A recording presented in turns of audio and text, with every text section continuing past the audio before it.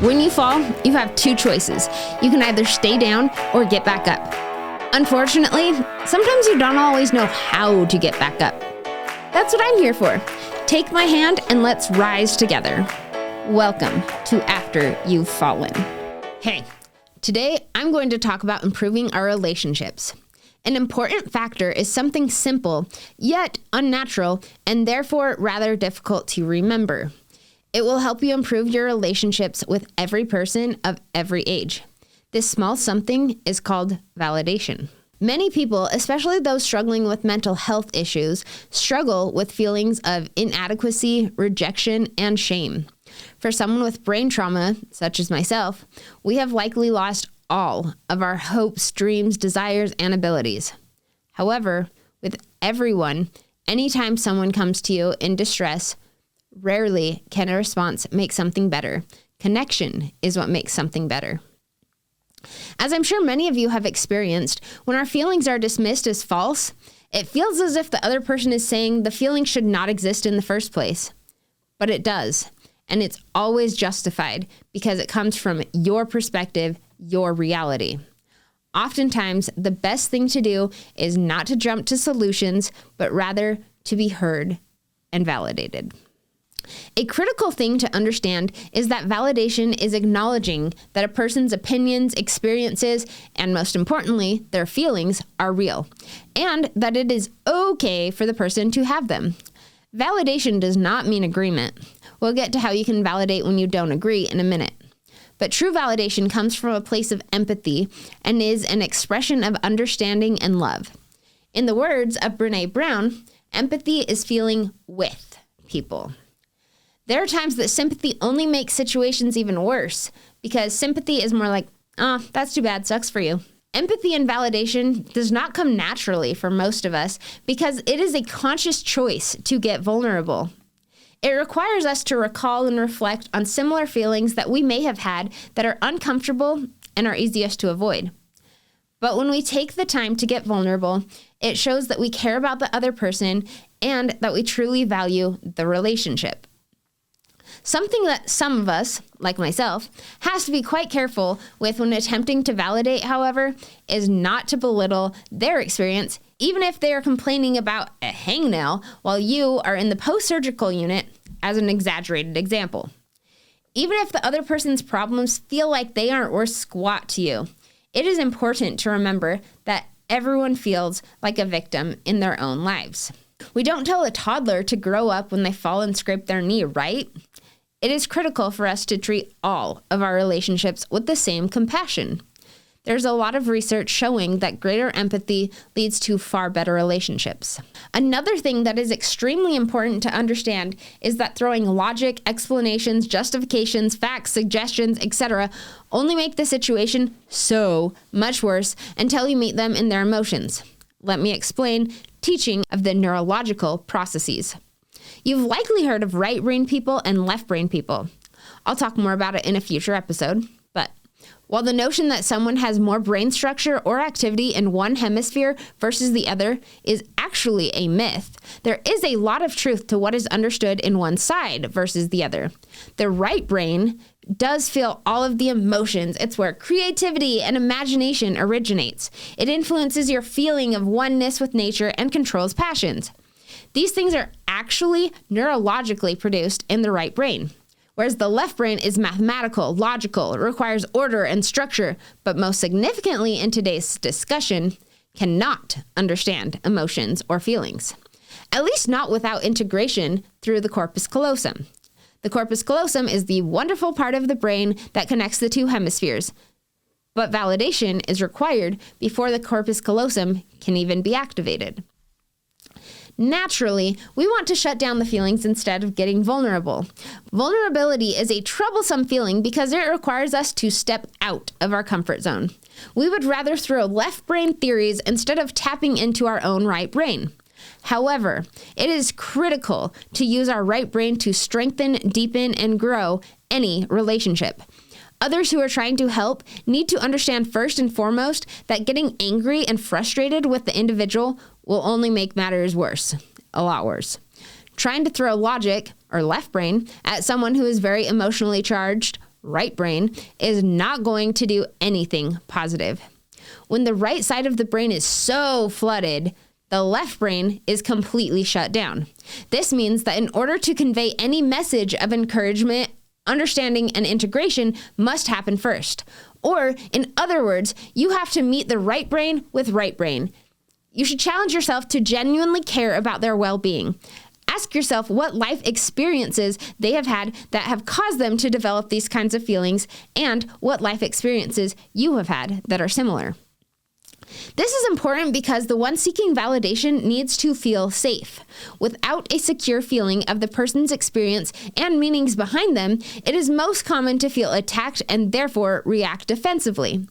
When you have not been met with any sort of empathy, the feeling gets aggravated and you feel more of a need to convince someone of your emotions and their justifications. The natural inclination to respond when someone dismisses our feelings is a defensive position. This only reinforces the feeling of arguing the point even more, which creates an even larger barrier between the right and the left brain. Empathy is important not only to relationships, but also to the individual's brain and their sense of self-worth. The person needs to feel understood. You should find out why they are acting or feeling that way and make them feel heard and felt. It's important that you validate their feelings by showing care, concern, or even shared anger and frustration in your words and facial expressions. It is not until after the painful emotions have been felt, have been let out, have manifested themselves out of the right brain, that the left brain can work at them at all. Talking is a great way to do this, especially because when you name your emotions, you literally have to use both parts of your brain. This is because language is processed in the left brain. However, emotions are processed in the right brain. But because you can't always talk to someone, one of the best things that I have ever done is to write. Writing in a journal is so beneficial because of what I just mentioned, as well as it allows you more time to sit and process the emotions that you are feeling. That's something very important for me. Without integration, anything that would dissuade the person from feeling what they are feeling only makes things worse. Remember that when you truly feel empathy, you are feeling their pain with them.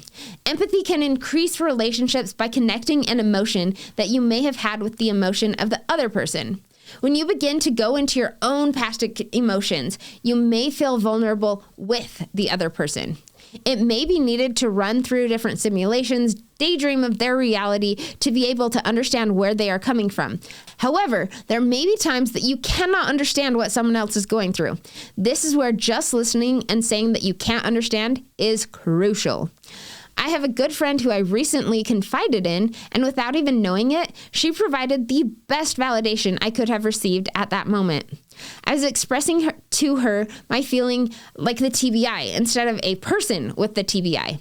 I told her that I didn't even feel human or like an individual at all, but rather like an illness. But that it was hard to explain if you don't have a TBI. Her response was, "Wow, that sounds awful."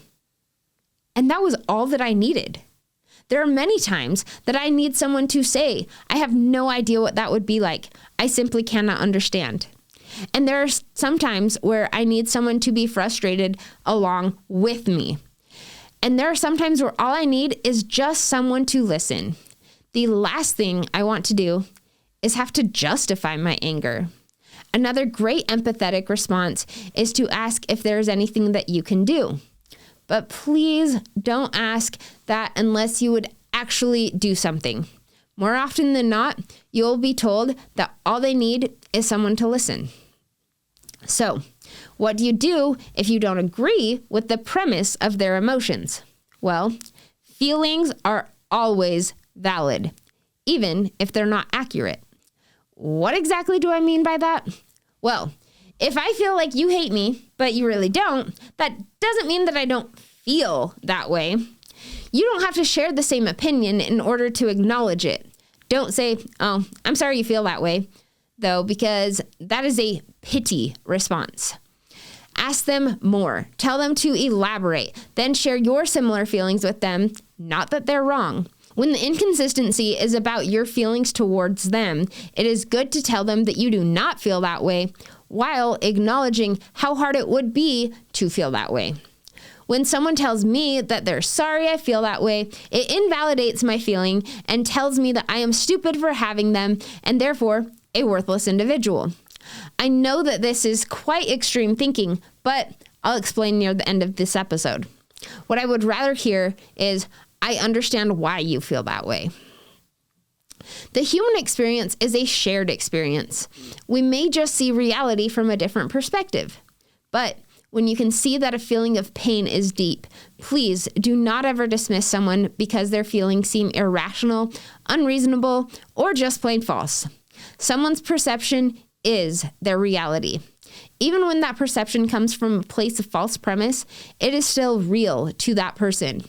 When you truly care about someone, you ought to allow them to express themselves without judgment, reprimand, incrimination, or undesired suggestions.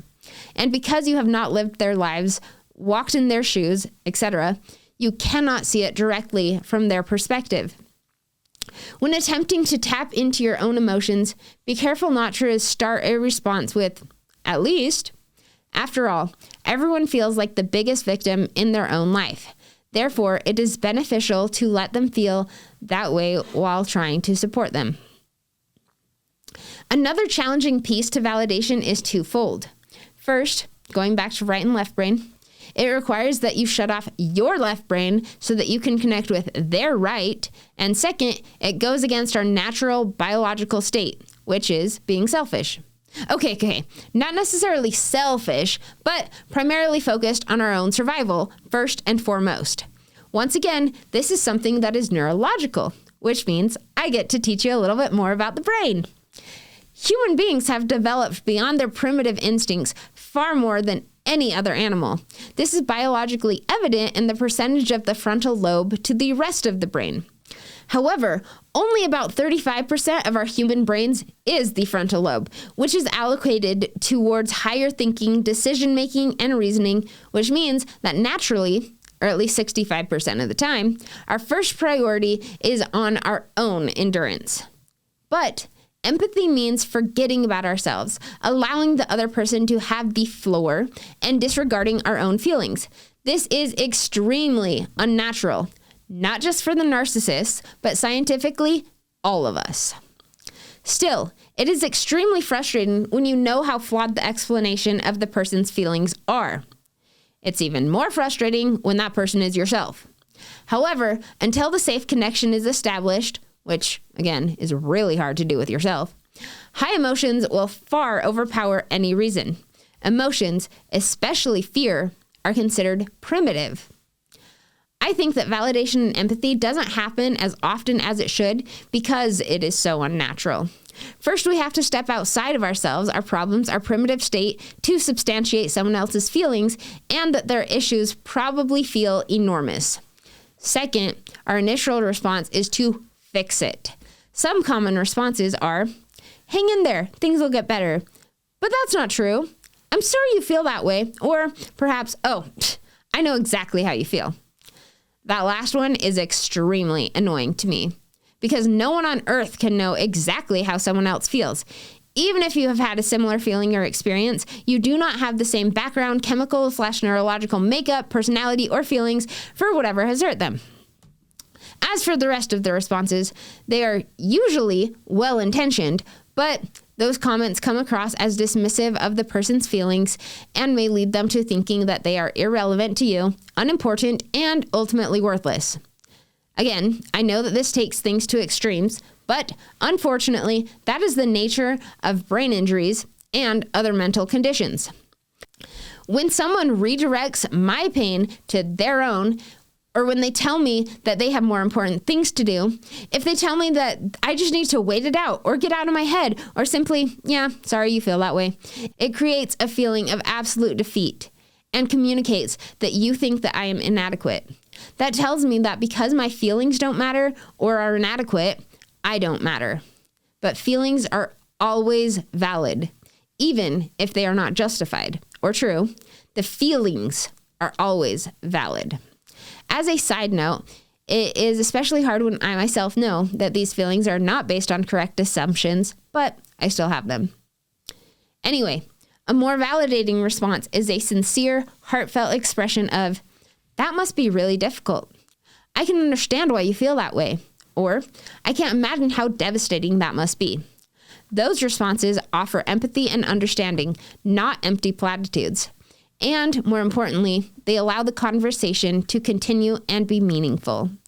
The other response that is common after expressing feelings of inadequacy or frustration with someone else is justification. "I was super busy," or "I don't have enough time. Try looking at it from my perspective," or "You just need to be more sympathetic." Any of those tells me that I am not enough. It says that whatever you're using as an excuse is far more important than me. It also tells me that you don't think I understand what busy, pain, stress, school, depression, fatigue, family, guilt, shame, etc. feels like. When that happens to us, we feel threatened and belittled, or in a word, invalidated. This is why validation is so important. It helps build self-esteem, build the relationship. It helps someone with depression. There's a separate episode specifically on that one, and places us in a position to help that individual address and manage the feelings that they are having. Try improving how you practice validation and empathy and watch as your relationships grow. Thank you so much for listening. Feel free to email any questions that you have that you want me to answer to afteryou'vefallen@gmail.com.